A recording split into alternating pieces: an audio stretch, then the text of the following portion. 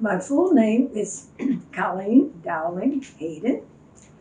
I was born October 10th, 1931 in Helena, Arkansas.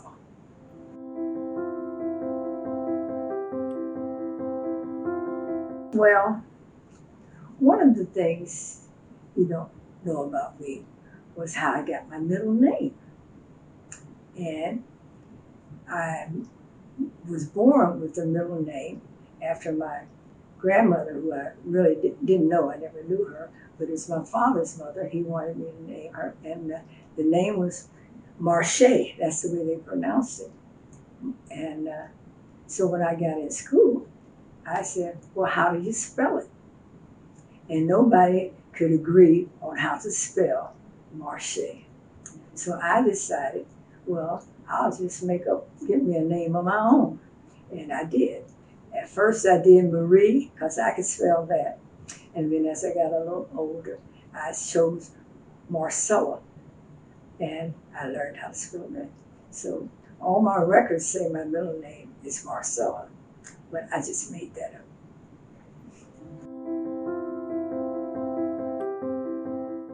My mother and father were Jerry and Zelia Dowlings. I had 5 siblings. The oldest one was Ruth, and the next one was my brother James. We called him Jimmy. Then and the next was my brother Jerry. Then I have a brother Charles, and then my sister Audrey, who was 20 months older than I am. I'm the baby of the family. My mother had been married before. Her first husband owned a riverboat. She was on the riverboat with him on the Mississippi, and Ruth was on there. So he died when Ruth was 3 years old. She realized she had to get off the riverboat because put Ruth in school. And my father was a visitor to the riverboat, and that's how he met my mother.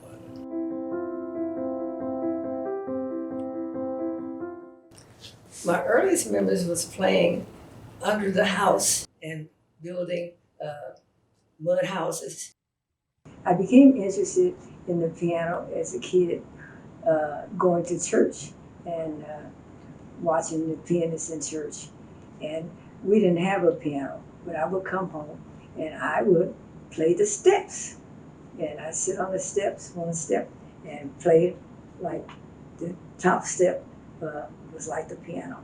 So that's when my mother decided to give me piano lessons. My sister, older sister, who was recently married, lived in Champaign, Illinois.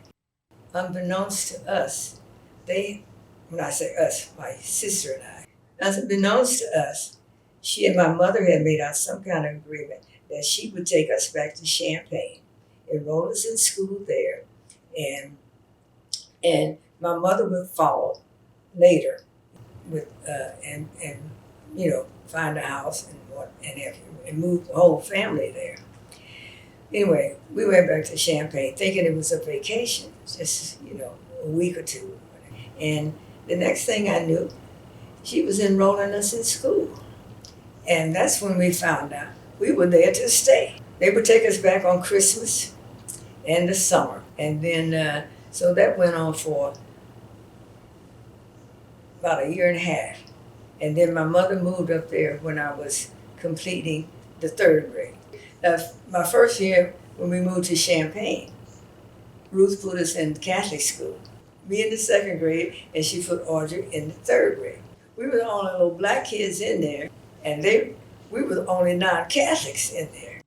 Initially, she didn't want us going to public school because we were little and we were new, and and neighborhood kids were supposed to be bad because they fight going back and forth to school.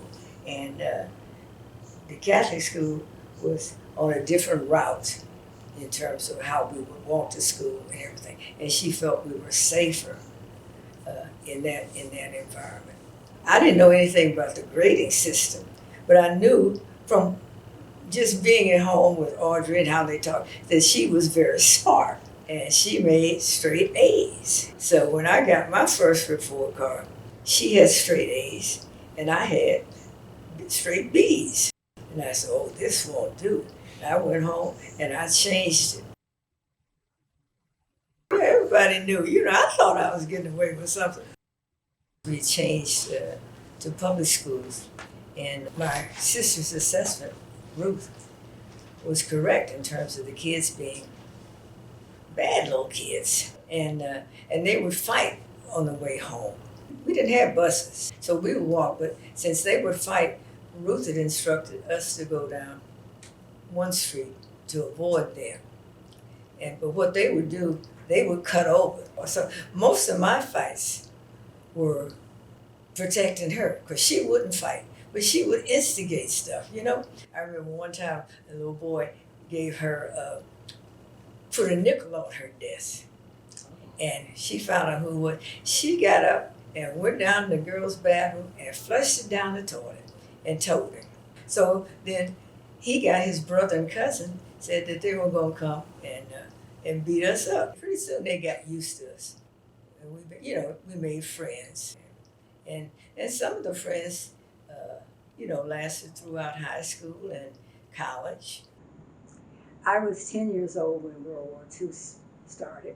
As the war progressed, things changed. It sort of took a little out of you in terms of childhood, because you really had to start facing, reality, your country, and what was about, and that's an opportunity to open up to civic lessons in terms of learning about different countries, different cultures, and why were they fighting and what were they fighting for. And then after the war, things really changed, because guys and people were coming back from the war, and it changed a lot. Women were working more outside of the home because the men had gone off to war. So that phase changed our lives a lot, and it really brought us into middle class standard of living, because everybody was working and had jobs, except me and my younger sister.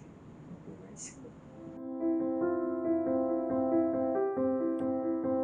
I didn't get with a good professional piano teacher until I got into junior high school. So, I was playing stuff, but I really wasn't progressing, and I wasn't moving into the actual technical part of it, and the moving into the classical literature, piano. So, and my mother recognized that. Found this teacher at the University of Illinois, and I started taking lessons from him. And he was very strict, and I could not fool him. In fact, one time I went in there and I played he asked me about practice, and I played my lesson and everything, and he was very formal. He said, Miss Dowling, that was so bad, I have to take a walk around the block. And he did. He just walked out of the studio, and I didn't know what to do. So I got up and went on. And then when he came back and I was gone, he was getting very nervous. And he called my mother, and everything. She left. And my mother, she's home, and I'm going to send her right back. And she did. Some of the proudest moments I had with taking piano with this teacher was having the recitals and practicing for the recitals. And the honor of working hard and being a part of the recital was to work your way down in the program where you ended the program.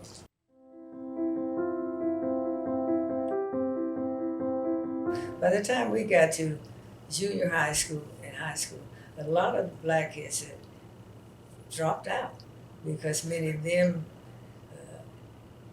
came from families that did not finish high school.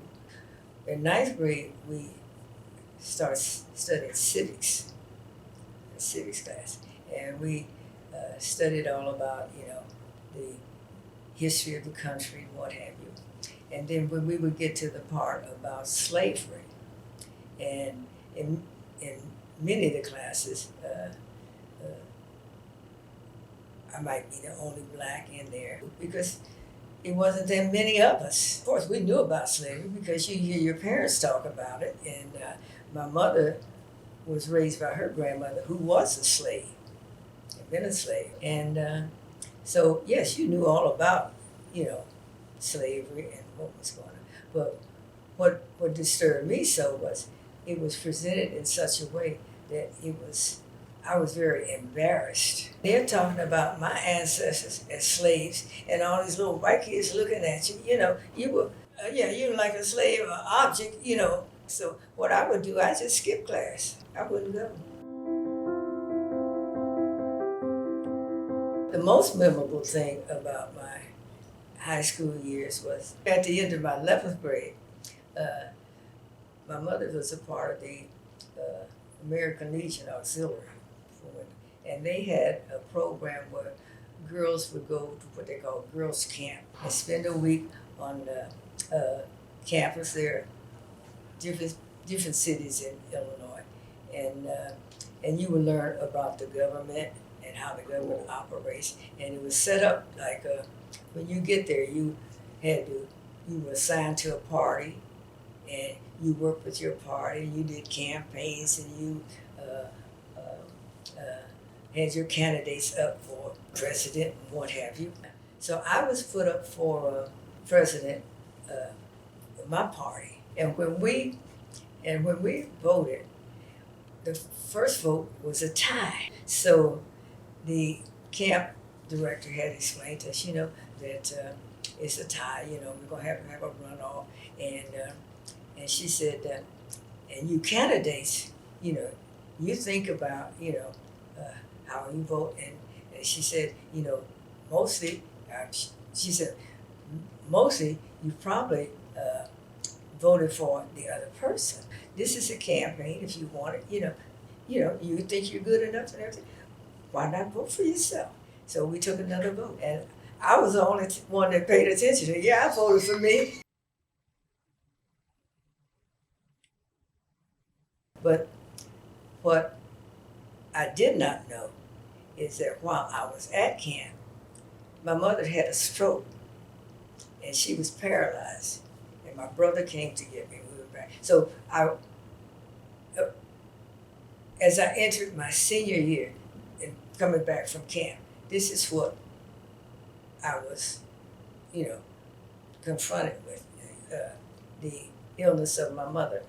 She was bedridden. Back then, they didn't have, facilities like they do today. So we had kept her at home because there was no place else. The doctor would come when we called, but no, not a nurse or anything. It was up to my oldest sister, and she just lived 2 doors away. So she just moved in down to my mother's, and we had, and we would take shifts. Audrey and I would take shifts, working with her. Because I was a senior in high school, and this was Audrey's first year in college there at the University of Illinois. She was completely paralyzed on one side, and we had her in a hospital bed, and we would communicate. We would ask her things. She could say yes or no or what have you. But she was completely bedridden there for 8 months before she died. Yeah, and she died 3 months before my graduation. Now, she did get the chance to go to Audrey's graduation the year before.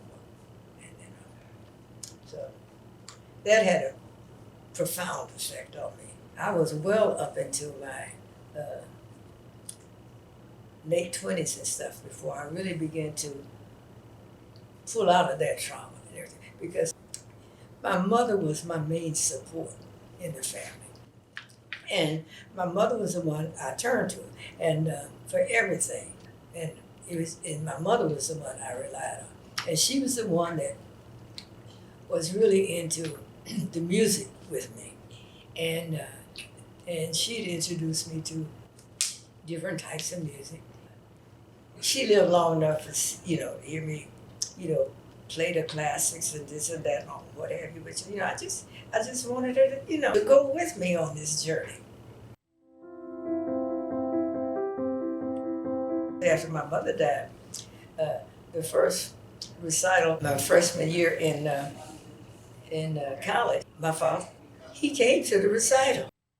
It was unannounced that he was coming. I was so nervous. He'd never been to one of my recitals before. I remember, the piece and everything. And then after it was over, my teacher said, "I don't know what happened." She said, "But you went so damn fast. It destroyed the beauty of the music.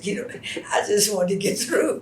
But anyway, so, and of course, college. We had a small liberal arts college. I think there were about 1,500 students and 11 blacks. And out of the 11 blacks, there were 2 girls. And most of the black guys that were there were GIs. And they had the GI Bill in them. So they were much older. And that's where I met my husband, Bruce. And he was 19. He's 3 years older than I was. I became his accomplice. He was a very talented musician, not only the strings, but he played alto sax and he played the clarinet and he played bass. So he played a lot in the jazz groups around town. And he played in this band. They played these gigs. As long as they were there in town, it was fine. I'd go and sit up and learn how to drink whiskey sours, learn how to smoke cigarettes. Oh, it's fun. But when they go out of town, I knew, Ruth would be very upset and, and would not let me go, anything like that. So I was determined. And I said, well, the only way I can justify going if she finds out is to say we're married. Well, we got married twice. The first marriage was in October 1949. So we went to City Hall and got married. And then, so I could hit the road too. And then he graduated and he got this job at Florida A&M. Start a string department at Florida A&M University in Tallahassee.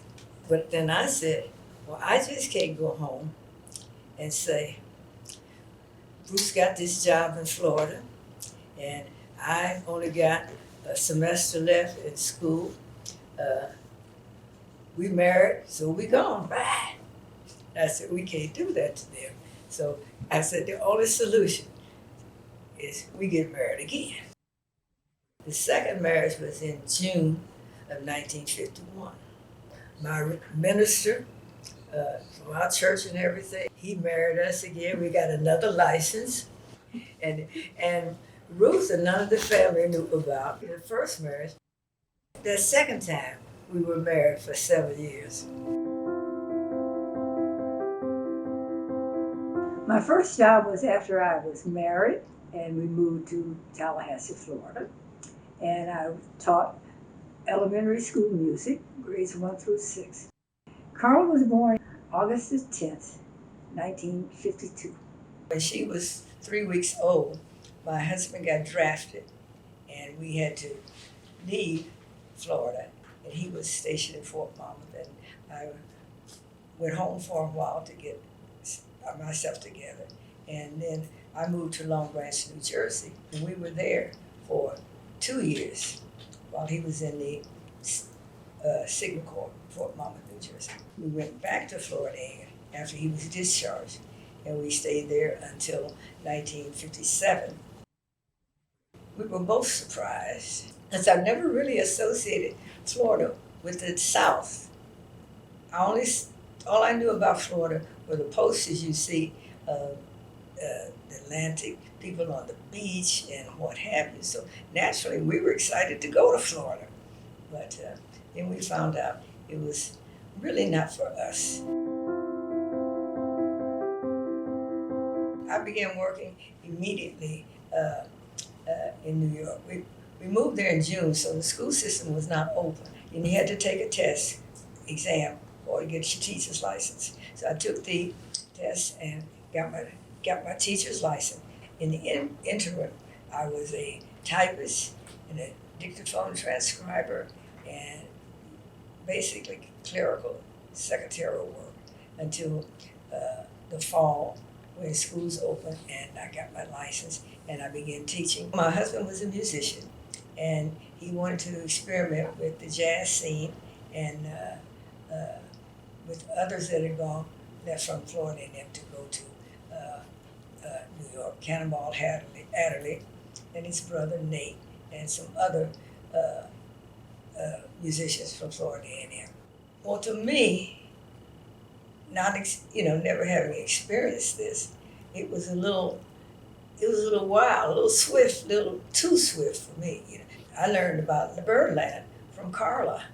She was 5 and not in kindergarten, so he would take her with him on the rehearsals at Birdland and what have you. So she knows more about the jazz scene than I do, and the people and what have you, because she was hanging with them they were in the back, she was on the bar stool drinking cherry lemonade. I had my own path, and I wasn't gonna let anything get in the way, If I were denied a job or an opportunity or whatever, I'd fight for it. I went on one job interview in New York where I had a job, and this was a second job. And he told me, well, I don't know why you're going to take a second job. There are men out there need a job. I said, well, I don't see any sitting up in here. So I guess I've been a little fighter all the way. And I was so in awe of being in New York, where they say if you can make it in New York, you can make it anywhere. And I was so excited because I thought New York really needed, and not only New York, but Hollywood, everybody, needed a second Lena Horne. I was looking to be discovered, so I thought I could be discovered as the second Lena Horne. And so I would spend my lunch hour sitting on the stool, a chock full of nuts, and I'd have a coffee and maybe a donut if my 15 cents lasted, and hoping I'd be discovered. Well, didn't happen there. So I thought, well, maybe New York Public Library on 42nd and 5th Avenue. So I would spend my lunch hour sitting on the steps posing with the lions on the steps of the New York Public Library. And then Carla said she'd rather I make less money and be at home, spend more time at home. So I said, okay. So then I worked for the New York Housing Authority, which was a very straight 9-to-5 job. And I worked there until we moved to Chicago in 1962. Bruce, he had gone back to Florida A&M. Because when I talked to the lawyer and I asked, we went to court and everything, and I asked him, well, what do I do about this, And I was so naive. It took me a long time to file for a divorce because I didn't know what to say. Do I have to get 2 divorces or what, Anyway, he said, no, you have to use the first date. And Ruth was there with me and everything. I got there and they asked me, I told them the date. And Ruth said, that's not correct. And I said, I'll explain later. Carla, she was 10 years old, and she needed a foundation and a sense of family, community that we really hadn't established in New York. And then I moved to Chicago. Lots of family in Chicago. We were close to our hometown, Champaign, Illinois, so we were back and forth, and all of us in Chicago viewed Champaign as our roots and our home. My job in Chicago was working with Public Housing Authority and then working for the city of Chicago. I recognized early, once I had, family and a child, that I couldn't multitask. You know, you see these women that try to do everything or have it all. I recognized I could not do it. I had to set my priorities. And my priority was raising Carla. I have no regret about the music because, you know, as I matured and whatever, I recognized that I wasn't going to be a Horowitz, but I knew I could raise a child and give her everything I knew and the exposure she needed, you know. 1993, that's when I retired. Carla was chief librarian in Chicago. And then she got an offer to be the director here in Baltimore. She took the job in Baltimore. I retired. And I didn't move to Baltimore then. I stayed on in Chicago for the next 10 years. I did appreciate the sense of community people had in Baltimore. And the openness and the friendliness and the acceptance. We started the drama when he was president of the American Library Association. We went to Montreal. We went to Toronto. We went to Berlin. I would say my favorite was and the most interesting and informative was South Africa. And she was there for a library conference of the South African librarians. And it was the first conference they've had in South Africa where it was integrated. This was very shortly after apartheid ended. And it was very interesting because they had assigned a white South African couple to be our guide and, you know, in charge of the transportation around from Johannesburg to the Rustenburg, the site of the conference and whatever. And while Carla was participating in the conference, this couple was to entertain and meet me and show me different things. And what was so interesting was they talked to me like an American and not as a black. And they separated me in terms of treatment and their perception of blacks from the South African blacks, you know. And they would talk to me and say things about, well, we're not going to stop at this stop sign because you see those blacks on the, we see them on the corner. We don't stop, you know. They were scared. They had built walls around their homes and everything, and they had imprisoned themselves. Some of our proudest moments was when she graduated from high school, from college, and got her master's and a doctor's degree. Well, the culminating thing was her swearing-in ceremony at the Library of Congress for the job that she's holds today. Really surprising to me, she got the call from the White House that they wanted to talk to her. They said they were setting up a committee to discuss the position and everything, and they wanted, you know, different opinions about what they thought the position should be, what it could do, and all of this. So Carl went initially as a consultant, and then the next thing we knew, in November, we were at another ALA conference, and she got this call in the hotel room, and they asked her, would she consider being a candidate? And I had my ear to the door. What's she gonna say? What's she gonna say this time? And so she said yes. She was called in to President Obama's, meet with President Obama. And next thing we knew, they called and said he was nominating her for it. And they said they didn't present anybody else to him. They were that impressed with what she said. Then the next thing was the announcement of the nomination. and then we had to go through the confirmation process. And the vote came in 74-14. When we saw the vote, and then they said on the screen, Dr. Hayden confirmed as librarian. And at that moment, it just started pouring down rain. And I said, Carla, our ancestors are crying with us.